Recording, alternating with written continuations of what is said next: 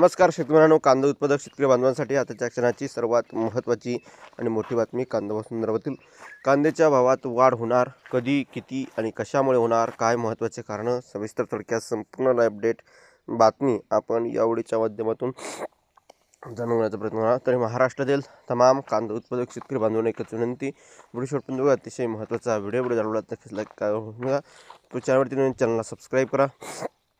चला तर मित्रांनो, व्हिडिओला सुरुवात करतो आहे. जसं की तुम्ही या ठिकाणी स्क्रीनवर बघत आहात, केंद्र सरकारच्या कांदा निर्यातीतील अस्थिर धोरणाचा फटका.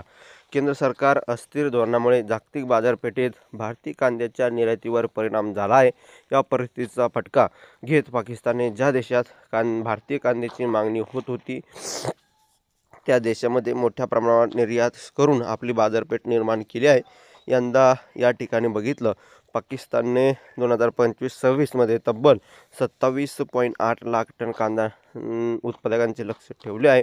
ज्यामुळे मध्यपूर्व, दक्षिण आशिया आणि आग्नेय आशियातील बाजारपेठेत भारतीय स्पर्धा अधिक कठीण होत आहे.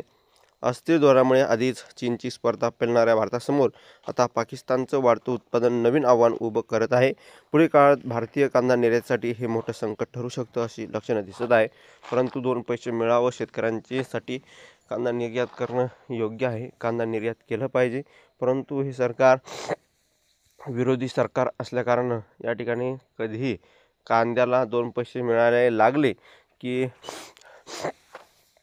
भाव कसे पाडायचे हे कारस्थान हे सरकार करत आहे. आणि वारंवार शेतकरी विरोधी निर्णय घेतल्यामुळे शेतकरी बांधव अत्यंत संकटात सापडला आहे. अशा प्रकारची ही महत्त्वाची अपडेट आहे जी तुमच्यापर्यंत पोहोचली आहे. व्हिडिओ जास्तीत जास्त शेअर करा, सबस्क्राईब करा आणि कमेंट करा विसरू नका. जास्तीत जास्त कांदा उत्पादक शेतकरी बांधवापर्यंत नक्कीच व्हिडिओ शेअर करायला अशी आशा आहे. धन्यवाद मित्रांनो. माझ्यावर शेवटपर्यंत माहितीपूर्ण कांदा बाजार दिसतो तोपर्यंत ते थांबतो आहे. जय महाराष्ट्र, जय श्री. धन्यवाद. लाईक, शेअर, सबस्क्राईब करा.